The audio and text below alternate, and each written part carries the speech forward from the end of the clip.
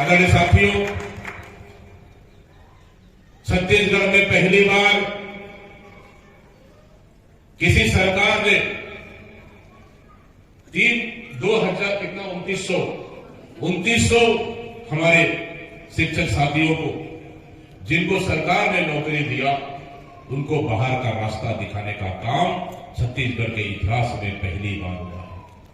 आदरणीय साथियों, मैं इसलिए कह रहा हूं कि छत्तीसगढ़ शांतिप्रिय प्रदेश है, छत्तीसगढ़ युवाओं का प्रदेश है, छत्तीसगढ़ शिक्षा के क्षेत्र में लगातार संघर्ष कर रहा है, छत्तीसगढ़ स्वास्थ्य के क्षेत्र में लगातार संघर्ष कर रहा है और ये छत्तीसगढ़ अभी युवा अवस्था से कल्पना कर धीरे धीरे अपनी प्रगति की ओर बढ़ रहा है। सरकार चाहे किसी के भी हो आदरणीय साथियों, लेकिन जनता उस सरकार के है जिसको जनता ने चुना है, उस सरकार जनता का। लेकिन क्या इस सरकार में आज स्वास्थ्य विभाग पूरी तरह से दुरुस्त हो चुका है? नहीं हुआ। क्या शिक्षा विभाग इस प्रदेश में पूरी तरह से दुरुस्त हो चुका है? नहीं हुआ है।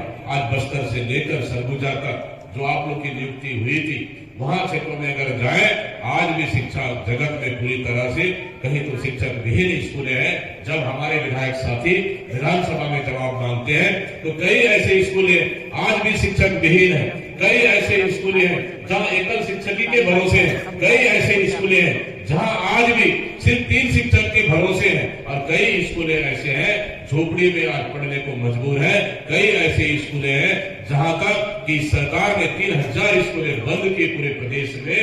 उन स्कूलों को खोलने का काम हम लोगों ने किया ताकि सरकार उसको भर्ती नहीं कर पा रही थी और उन स्कूलों को हम लोगों ने वहां के स्थानीय पढ़े लिखे बेरोजगारों के माध्यम से उन स्कूलों को चलाए ताकि छत्तीसगढ़ के बच्चों को हम लोग को कम से कम एजुकेशन के माध्यम से हमको आगे बढ़ाने का काम करना है। ये हमारी और हमारी सरकार की कल्पना थी। आदरणीय साथियों, हमें याद है जब हम पहली बार 2013 में विधायक बनकर गए थे 2018 तक, उस संघर्ष को हम कभी नहीं भूल सकते। जब इस सरकार ने छत्तीसगढ़ के युवाओं के बेरोजगारों को पहली बार उनके साथ धोखा किया था, आउटसोर्सिंग लाने का काम किया था। वो आउटसोर्सिंग कहीं उड़ीसा से होगा, कहीं मध्य प्रदेश से होगा या फिर कहीं राजस्थान से होगा।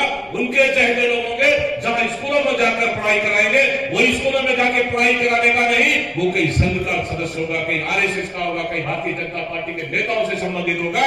स्कूल में पढ़ाई काम, वहां राजनीतिक ज्यादा लाकर स्कूलों में अपने पार्टी का प्रचार करने का ये लोगों ने एक अच्छा संसाधन मतलब एक साधन तरीका से उपयोग कर शिक्षा के क्षेत्र में अंदर लाने का प्रयास किया। लेकिन हम लोगों ने विधानसभा से सड़क से लेकर विधानसभा तक हम लोगों ने संघर्ष किया और उस दिन हम लोगों ने कहा कि हमारी सरकार आएगी, हम आउटसोर्सिंग हम बंद करेंगे और स्थानीय लोगों को हम रोजगार देने का काम करेंगे। हमारे जवाब में आउटसोर्सिंग 100% इस सरकार करने जा रही थी। बाहर से कोई एजेंसी आएगा, वो हायर करेगा वहां के बेरोजगारों को और सरकार से डील करेगा, सरकार से कॉन्ट्रैक्ट लेगा, सरकार से कॉन्ट्रैक्ट लेने के बाद अपने हिसाब से उनको तनख्वाह देगा। लगेगा किसी को ज्यादा देना है दे देगा, किसी कम देना है देगा, अपने हिसाब से वो कॉन्ट्रैक्ट आधार पर उनको मानदेय देगा, उनको तनख्वाह देगा। लेकिन हम लोगों ने स्वीकार नहीं की।